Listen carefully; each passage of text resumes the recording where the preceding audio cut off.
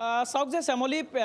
এইটো নিৰ্বাচন যিহেতু চমু চাপি আহিছে আৰু এনে যিটো এটা পৰিৱেশ বিগত আমি ৩-৪ দিনৰ পৰা দেখি আহিছোঁ পলাশবাৰী সমষ্টিত নিৰ্বাচনৰ আগমুহূৰ্তত ৰাজনৈতিক দল এটাৰ কাৰণে টিকট বিচৰা বা টিকট প্ৰত্যাশীৰ মাজত এনেধৰণৰ সংঘাত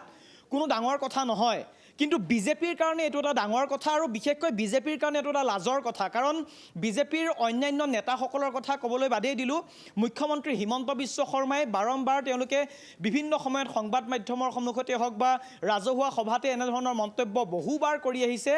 যে টিকট কেন্দ্ৰিক সংঘাতে হওক বা বিভিন্ন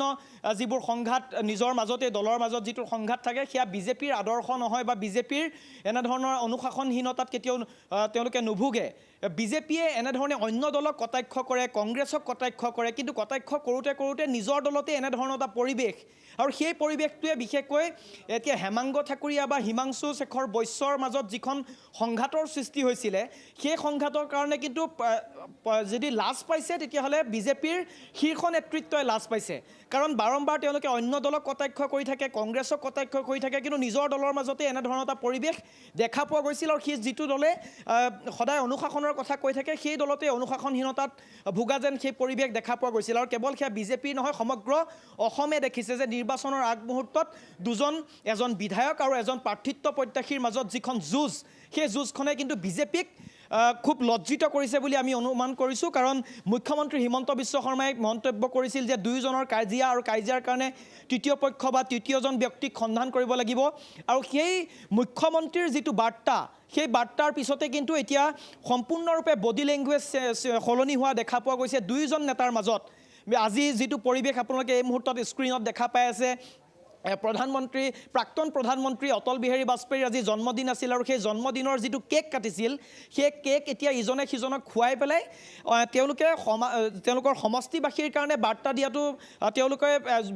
সমষ্টিবাসীক বাৰ্তা দিবলৈ বিচাৰিছে লগতে কিন্তু তেওঁলোকে মুখ্যমন্ত্ৰীকো আনকি পতিয়ন নিয়াবলৈ হয়তো বিচাৰিছে যে আমাৰ মাজত এতিয়া সংঘাত যি আছিল সেই সংঘাত দূৰ হৈছে আমি প্ৰাৰ্থিত্ব কেন্দ্ৰিক যিটো দলৰ যিটো নীতি নিয়ম সেই নীতি নিয়মৰ মাজেৰে আগবাঢ়িম কিন্তু যিটো মুকলি সংঘাত বা যি ধৰণৰ তেওঁলোকৰ টিকট যিটো বিবাদে বিজেপিক বিশেষকৈ লজ্জিত কৰিছে সেই লজ্জিত পৰিৱেশৰ পৰা যাতে আমি নিজে উদ্ধাৰ হ'বলৈ চেষ্টা কৰিছোঁ সেই পৰিৱেশটো প্ৰতীয়মান নিয়াবলৈ তেওঁলোকে চেষ্টা কৰিছে যেন আমাৰ সেই দৃশ্যটো দেখি এনেকুৱা ধৰণৰ লাগিছে আনকি তেওঁলোকে ক্ৰিকেটো খেলিছে আৰু এটা কথা যে মুখ্যমন্ত্ৰী হিমন্ত বিশ্ব শৰ্মাই মন্তব্য কৰিছিল যে আমি তৃতীয়জন ব্যক্তিৰ সন্ধান কৰিব লাগিব এনেধৰণৰ পৰিৱেশ হ'লে আজি দিলীপ শইকীয়াই মন্তব্য কৰিছে যে তেওঁলোকে ইয়াৰ কাৰণে পৰ্যবেক্ষক নিয়োগ কৰিছে বিশেষকৈ প্ৰতিবেদন বিচাৰিছে যে এই দুয়োগৰাকী নেতাৰ মাজত কিহৰ কাৰণে কাজিয়া হ'ল তাৰ কাৰণে তেওঁলোকে সমষ্টিৰ পৰা প্ৰতিবেদন বিচাৰিছে দিলীপ শইকীয়াই সেই মন্তব্য কৰিছিল আৰু সেই মন্তব্যৰ পিছতে এতিয়া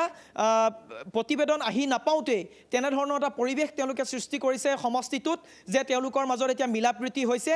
মিলা মিছা হৈছে কিন্তু সেই মিলা মিছা আচলতে মিলা মিছা নে মিছাকৈ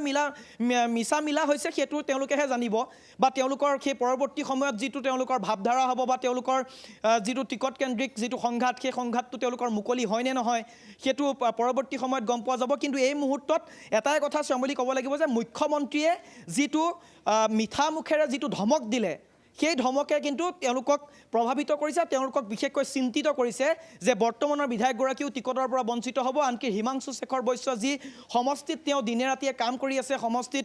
বিভিন্ন ধৰণৰ উন্নয়নমূলক কাম কৰিবলৈ তেওঁ আগ্ৰহী হৈছে সেই পৰিৱেশটো যাতে তেওঁলোকৰ এই সংঘাতৰ কাৰণে টিকটৰ পৰা বঞ্চিত হ'ব লগা নহয় তাৰ কাৰণে তেওঁলোকে এনেধৰণৰ এটা পৰিৱেশ সৃষ্টি কৰিছে য'ত মেডিয়েটৰ হিচাপে বা যি মধ্যস্থতাকাৰীৰ কাম কৰিছে সাংসদ বিজুলী কলিতা মেধিৰ থকা সময়তে যিহেতু সংঘাত হৈছিল আৰু সেয়েহে বিজুলী কলিতা মেধিৰ উপস্থিতিত প্ৰাক্তন প্ৰধানমন্ত্ৰী অটল বিহাৰী বাজপেয়ীৰ জন্মদিনৰ সেই কেক দুয়োজনে ভগাই খাইছে দুয়োজনে ক্ৰিকেট খেলিছে আৰু সেই পৰিৱেশটো যাতে বিজেপিত আৰু পৰৱৰ্তী সময়ত নহয় সেইটো কথাও তেওঁলোকে এটা